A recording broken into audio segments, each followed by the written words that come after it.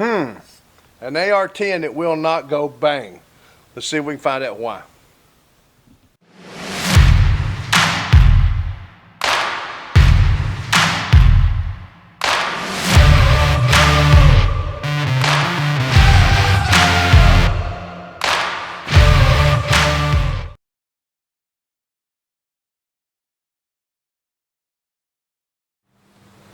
Okay guys and gals, Sergeant 1911 today. We're out here in the hideout and we got a big problem. As you seen in the intro, the AR-10 will not freaking go bang, bang, bang. No good, no good. Before we get started, let me say thank you to everyone who has subscribed. Thank you to everyone who watches. Thank you for everybody who's making nice comments. And thank you for going back and forth with me. If you have not subscribed, please do. Click the ringy dingy and get some notifications and check out Sergeant1911.com. Okay. In the intro, you've seen us go out and try to light up the AR-10. It would not go bang. And I'm going to put it this way, like a good old country boy might say. I could have lit a fart faster than I lit this thing up. It would not go off. There wasn't so much as a click. We got weak trigger, something's not right.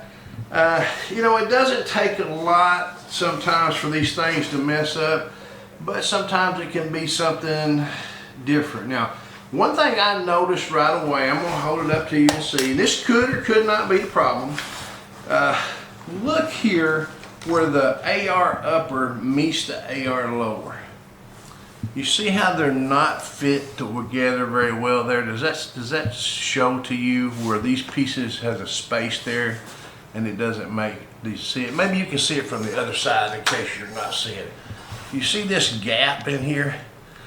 I mean, I got a lot of space in there. That should not be there. A little bit's acceptable, but if you'll notice, there's no wiggle in there. This thing is tight. I'm going to say this, I don't know that this is the problem, but I'm going to go out and say it anyway. With an AR-15, almost all manufacturers are interchangeable. AR-10s are not. Now, I don't know all the brands that do and do not, but I know you got a DPMS that will only interchange with certain brands. You got the Palmetto State Armory that only interchange with certain brands. And there's going to be one or two others that will only interchange with certain brands, but they will not interchange with their own brands. Let me shut this thing off. It's interrupted me. There we go. Anyway, sorry about that. So what happens is you've got one, they don't fit. It's like putting Chevrolet and Ford together. They just, they just don't work well. I mean, you might get the tailgate closed, but you're going to have to wire it up or something. That could be what's going on here. I don't know that. I haven't seen that. I don't see any markings on the upper to do it. But one thing that's interesting is right away is trying to get the thing open. And I don't think that I'm going to be able to get it open to save my life because they're not going to do it. And I'm glad in a way because that stopped me, because right there I would have violated somebody's policy if I would have opened it up and we'd have got zapped. So, gods are looking over me. All right, here we go. The other thing is the charging handle. Look at this charging handle. That charging handle probably come from like BCM Gunfighter or something. This is also an aftermarket type charging handle. So we got, what I'm thinking we've got is probably a home build. Not necessarily, probably so. That's not absolutely accurate. The butt stock, not familiar with that. Some of you guys may be, please help me out if you can. I mean, the fundamental AR-15 shouldn't be a big deal, but what I think we've got is what we sometimes call a Franken gun, and it's just, not getting the full jolt of power supply or something. So what we're going to do, we're going to basically stop the video for a little bit. Let me see if I can tear it apart off camera so I don't violate any rules, and then we'll come back and see if I can update you on what we found. If I can get it to fire, I'll let you come watch that. If I can't let you get it to fire, we'll talk about why I think it will not. So stay with me while we do a little closer look-see. Okay, it's time for an update. Got the rifle broke down. I've looked at the lower receiver. It looks like the hammer's all functioning well. This would not be a spring problem. I've got the bolt out, the bolt disassembled, exceptionally clean bolt. No carbon on it, and then I take my pocket knife and I run a white paper towel down underneath the gas tube down there and up in the locking lugs. And you'll see my paper towel is just as clean as it can be. I have no carbon on it at all. So far what I've learned is, in my opinion, this thing has never fired. It's not fired one round. We should have some carbon in there. If it's been fired, you know, at least if I could get a toothpick in there somewhere and try to get it. You guys who've done this stuff know you can get carbon in places you think you'd never find carbon, especially if you were in the military. Somebody's gonna find dirt on your crap. I'm not finding any dirt. So the thing is, right now, what I'm believing so far, and I'm gonna continue to look, is this thing's never been fired. It's probably not going to fire. I think the parts just do not match. I think we got a DPMS one thing and a Colt another thing, a GM Chevrolet Ford mixed match, and you know, as close as it gets, it's no cigar. So we're going to stop now. I'm going to keep looking. I'll be back in a little bit. Okay, just for demonstration purposes, before I go any further, if you think back just shortly ago, I showed you where on the AR-10 where there was this gap between the upper receiver and lower receiver. All right, now just so we can all be on the same page here and understanding what I'm talking about, look at this AR-10. There is no gap between the upper and lower receiver. So this is a Remington lower, it's a Remington upper. The parts, they mate perfectly. The weapon fires extremely well. If you'll remember, we had that gap, and you know, to take that thing apart, I had to take a hammer and a punch almost and drive the pins out to get it to go, instead of just being able to push it. So again, I'm still going back to, we don't have mates, but I wanted to just show you this representation so you would get an idea of where I'm going. So I'm gonna put this down and keep going, and you know, we're gonna keep looking. We'll be back in just a few minutes. Okay, back and forth, back and forth, back and forth. I put this rifle back together, took my bolt carrier group out, which I know is good, put it in here, come back outside, and I think, okay, I'm gonna try it and fire it. But I just happened to look down inside. And if we can get the camera over here and see, the bolt is locked back. But if you'll see, it's not locked back far enough to pick up the next round. Can you see down in there? I don't know if you can see it or not. You see the rounds laying there? The bolt carrier and the face of the bolt are up past the round. They got to be below the round. So what would happen right now, and I'll just do it anyway, I'm going to let the bolt go forward. I'm going to try to pull the trigger. It's going to do nothing, and the reason it did nothing, it never picked up the round. You see it's empty.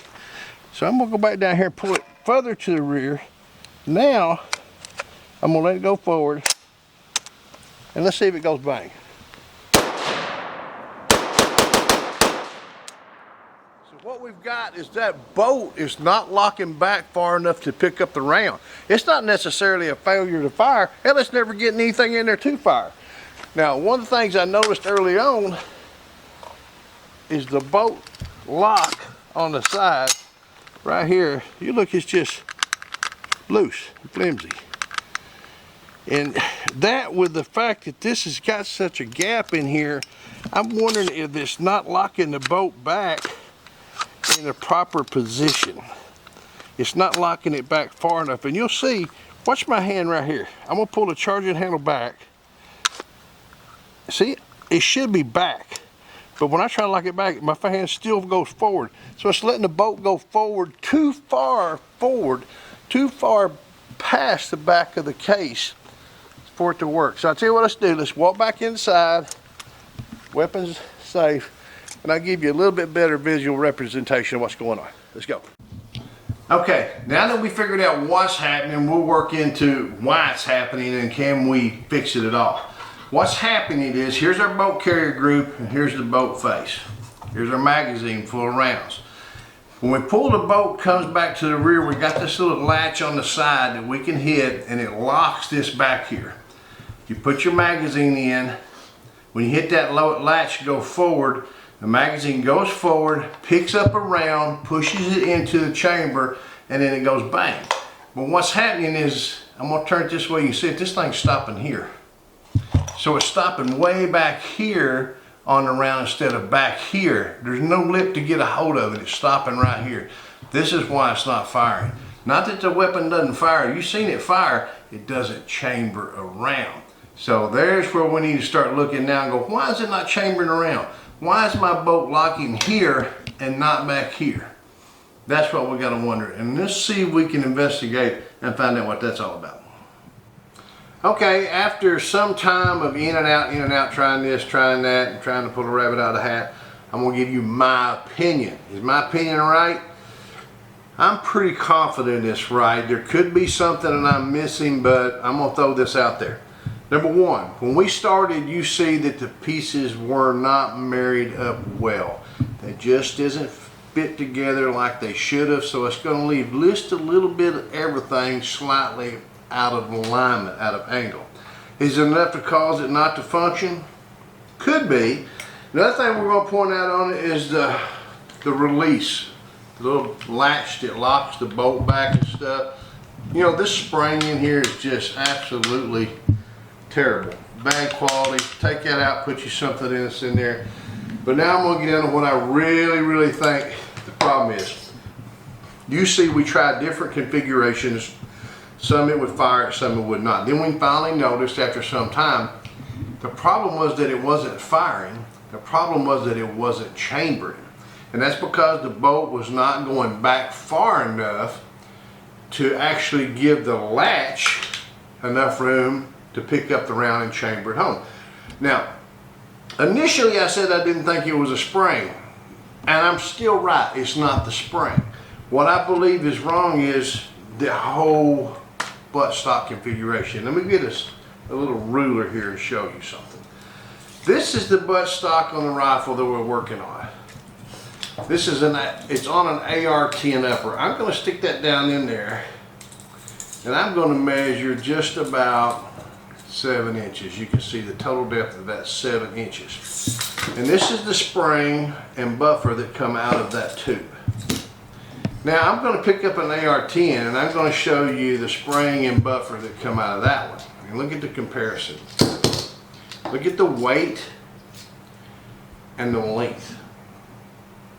And then if I go actually measure the depth of the buffer tube on the AR-10,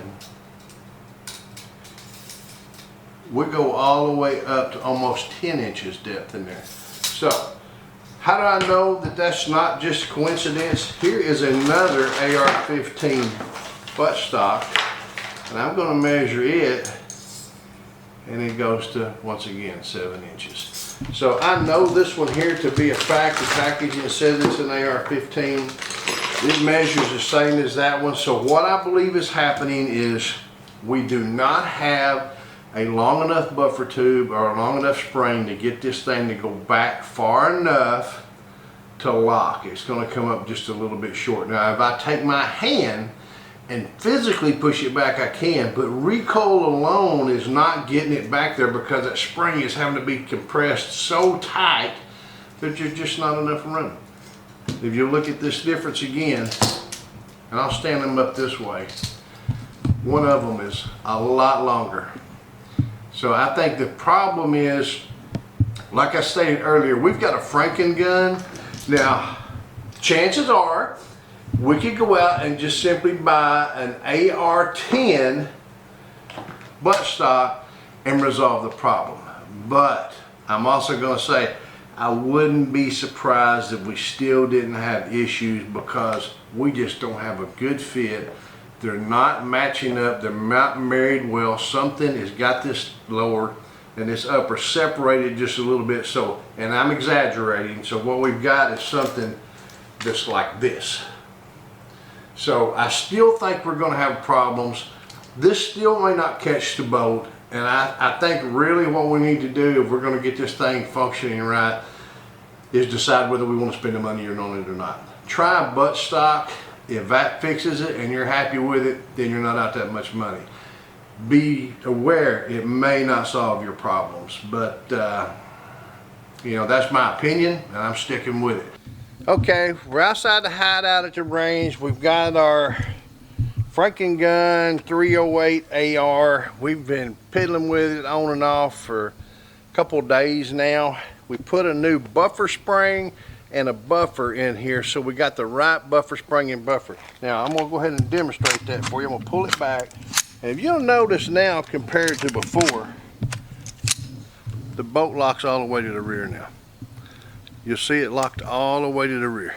If you'll remember earlier, we couldn't get that to happen and we couldn't get it to load. So I'm gonna load this thing up with 3 rounds of Federal Premium Big Game, probably 308, 150 grain. And we're gonna wash this, put this magazine, I'm gonna hit this button. If you can see it, I'm gonna hit this button right here and it is gonna feed the round. All right, the gun is hot. Now I'm gonna put my hearing protection on because I expect this thing to run flawlessly for these 3 rounds. Here we go. Look at there.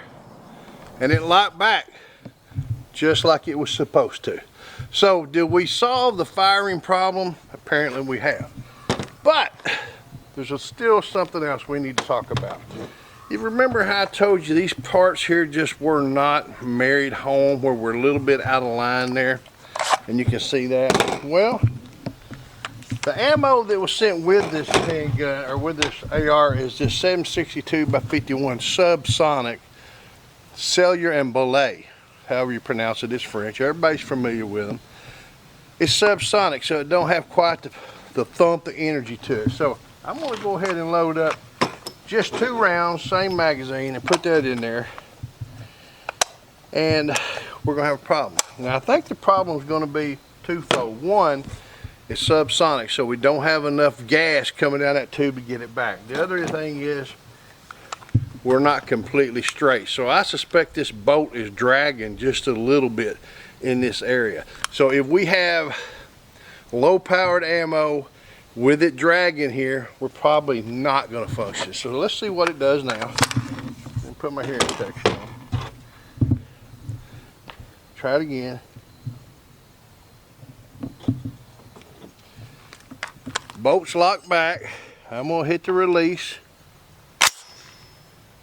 Went home just like it's supposed to. If you'll remember earlier, we couldn't make that happen. Now I'm going to fire around. That's it. The bolt did not come back to the rear. Not only did the bolt not come back to the rear, it's probably completely locked up. So what we got is still a problem that I'm not going to be able to solve. This weapon will run fine if you do not shoot subsonic through it. Now it could be that after a break-in period, remember this thing had never been fired, we just got it to fire. It could be that after some break-in, it will start to function properly.